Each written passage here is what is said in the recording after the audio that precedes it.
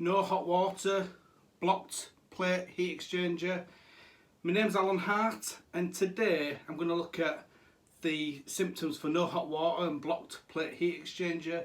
I'm going to do a little experiment today. So I've got a few heat exchangers. I've got a few plate heat exchangers. I've also got some spirit of salt. I've got some one shot, and I've also got some X800. And what I'm going to do, I'm going to put some of the chemicals in them plates, just have a little look at them and see how they go. So there'll be no science to this, we're just experimenting with these. And then on the boiler, what I'm going to do with the boiler, I'm going to try and siphon the X800 into this heat exchanger. And I've never tried to do that before, so it might be an epic fail on this. We have done it with other boilers, and I first seen how to do it on the Worcesters, and that was with a Worcester engineer on YouTube. He does some really good videos on how to repair Worcesters. So yeah, I seen him how to siphon it into a Worcester heat exchanger. We've since done that with an Alpha, and we siphoned the X800 in through the air vent at the top, and that's what I'm going to try and do again today with this. So we'll see how that works. I'm also going to cut the plate heat exchanger up. So we'll cut it in half and we'll have a look inside, and I'll try and explain to you how a plate heat exchanger works as well. Yeah. Oh, one thing, if you've got any questions, please ask them below. Also, if you're a gas engineer or a plumber, please, if you can, also put in the comments below what you do, what products you use, or do you just put new plate heat exchangers in? Do you clean them out, or do you siphon them in? You might have a really good technique what you use. It'd be really interesting. So yeah, let's have a look.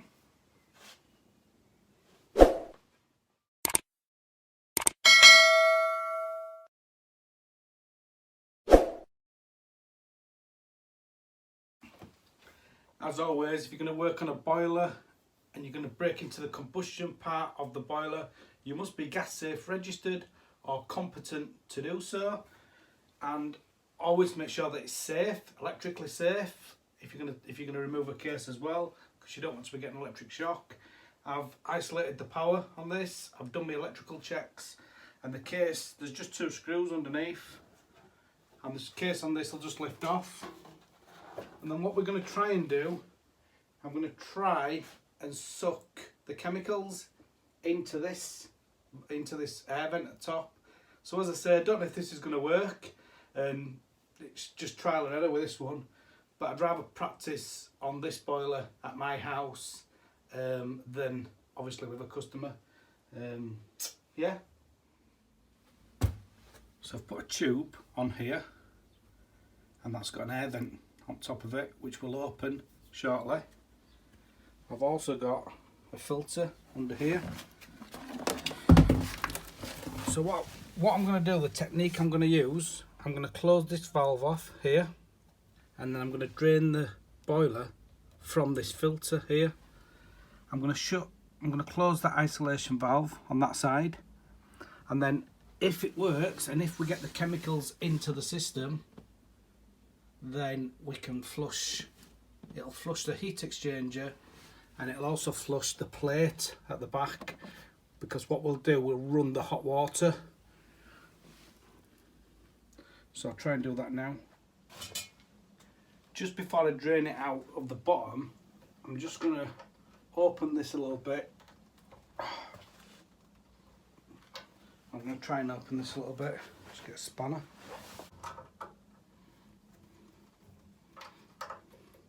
Bit tight that.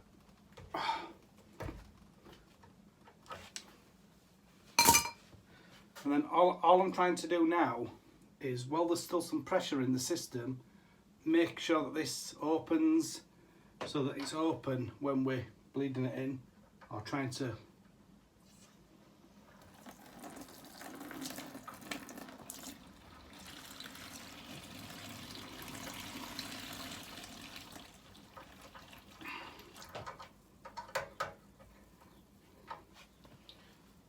Okay. So I'm going to open this up now.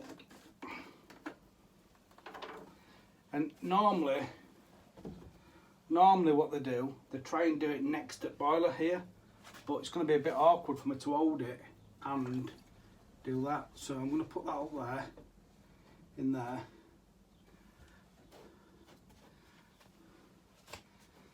And then now I'm going to open the valve underneath, and then you can see what happens there. I've closed the isolation valve off on there. I've also closed the air vent off in the boiler. I've closed the valve off on the filter.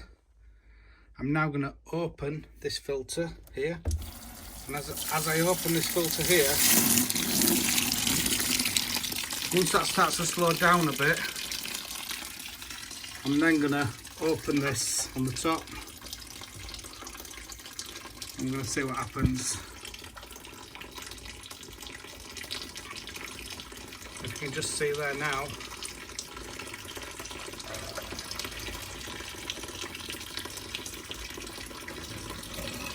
it's actually siphoning chemicals in. And now we've run out, so now I'm going to turn this off. So you can see there, as I open the air vent at the top now, it's allowing the chemicals to go into the system. This X800 wasn't a full tub, it's only a part tub.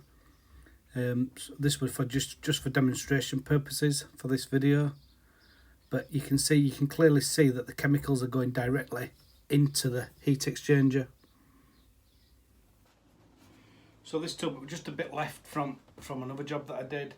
But if you had a full tub, what you're trying to do is get as much of that in the heat exchanger as possible, and then before it all comes out at bottom, close it back off, and then you've got neat X800 in the heat exchanger, and it'll go through the plate heat exchanger as well.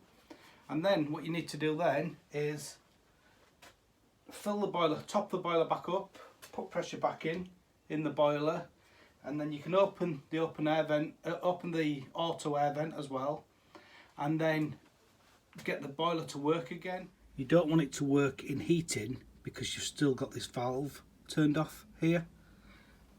So I've topped it up now, and I'm going to run the hot water, and that will run the chemicals then through that plate heat exchanger at the back there, and also through the boiler, through the heat exchanger, the main heat exchanger in the boiler.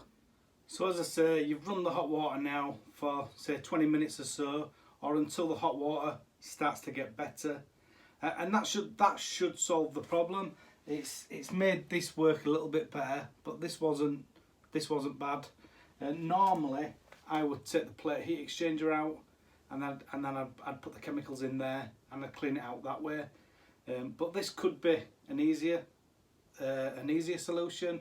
As I said, please let me know below if you're a gas engineer or you're a plumber. Please let me know what you do, and if you've done it this way and does it work for you, and that'd be really helpful. Then don't forget to get your chemicals back out afterwards, and also open the isolation valve underneath. What I'm going to do is I'm going to put my hose on here, I'm going to fill it, I'm going to try and get as much of these chemicals out as I can here, and then I'm also going to do it from bottom as well. So getting the chemicals out will take a little bit of time, but you do need to make sure you can get that out as much as possible. Also, you might want to put some more inhibitor back into the system, a good quality inhibitor, F1, X100, or the 80, is it MC1 as well. Any other quality stuff really. What we'll do now, we'll go on to these plates. I'll put some different chemicals in, we'll cut them up. One thing just to point out with this one, don't know if you can see in there, it's a bit I don't know if you can see in there, but there's bits of plastic. This is out of a Worcester, and when the plastics start to break down in the boiler, sometimes they go into the plate, so you've got to try and get that out as well. So yeah, let's have a look at these.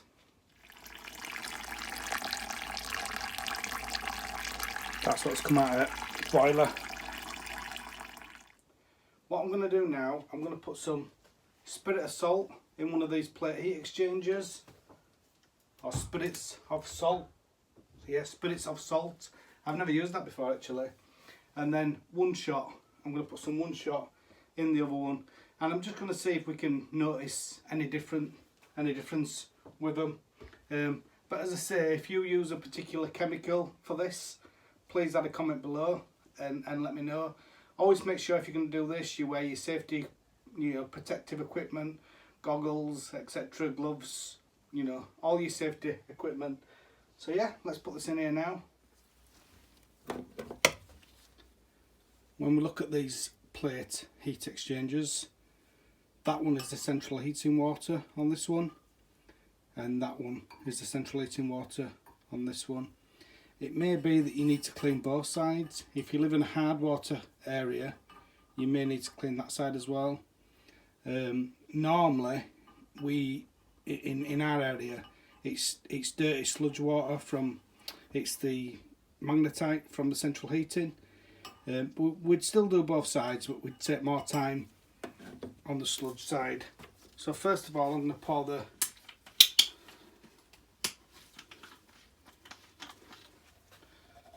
pour the spirits of salt in. So we'll put that in this one.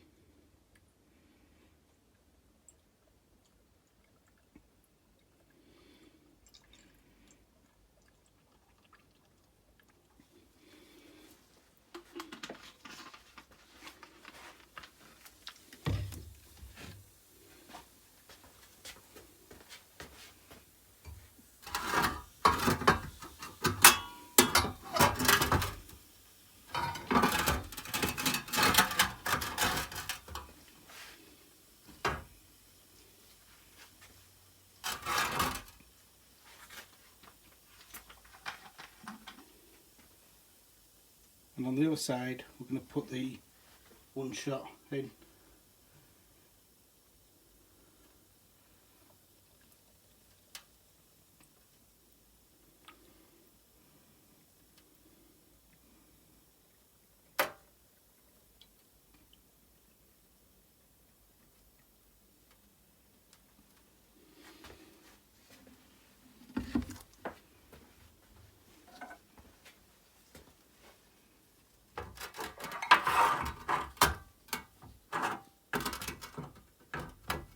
And once you've put the chemicals in to the plate heat exchangers, you then leave them for a little while.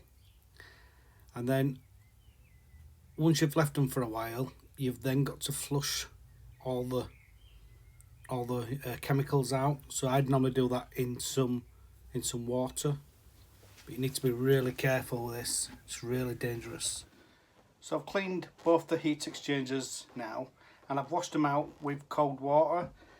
What I do as well is I actually have a tool that I can connect on, and if you have a look back on one of my other the Beesman one, it shows me connecting the tool on, and then you can flush them through. Both seem to have done a really good job. Whether you'd use them or not is another matter. You need to check that out for yourself. The spirits of salt does say on here not to use on metals. Spirit of salt is corrosive to most common metals, including enamelled and stainless steel surfaces. So you'd have to be, just be careful with that. My sort of view with that is, most of the time, this is a last resort. So you're going to put a new plate heat exchanger in, or you're going to clean it out. So if you tried to clean it and it didn't work, then you've lost a few pounds for some chemicals. But yeah, I mean both these plates, both of them were out of Worcester's, and both of them had hot plastic bits inside, and you're not really going to get that out without taking plate out. So, and even then you might not get that out. So then you may need to put a new plate in. It's a bit hard to see on this, but They are very, very clean, both of them. What I'm going to do now, I'm going to cut one of these plate heat exchangers up and we can have a look inside and I'll explain how they work. So a little bit like Blue Peter, here's one I prepared earlier. I've just been and cut this up now.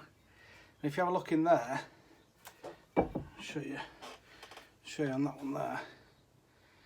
But if you have a look in there, what you've got and why they're called plate heat exchangers is you've got a piece of metal on top of a piece of metal on top of a piece, and it's just all plates all added up.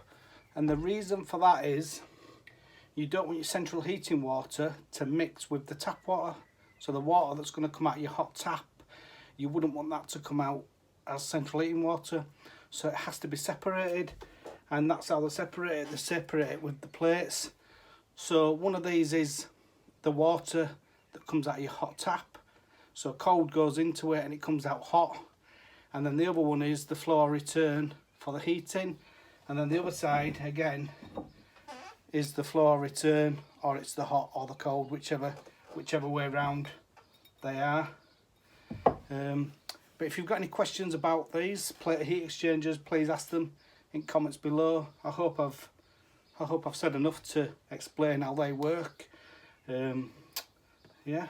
If you can just see on there, you can just about make out that it's all different pieces of metal on top of each other. So as I say, that's what a plate heat exchanger is. Yeah, I think that's it for this video. With regards to chemicals, please check that you're using right chemicals. Speak to manufacturers and see which chemicals are suitable for the application that you're doing. I've never used that spirits of salt before. It seemed to do a fairly good job, really. And one shot again. And if you can clean a heat exchanger, then obviously it's better. Than sometimes plate heat exchangers can be £200 or £300 just for plate in some brands of boiler. So if you can clean them, then it's a lot cheaper to do that. Yeah, thanks for watching.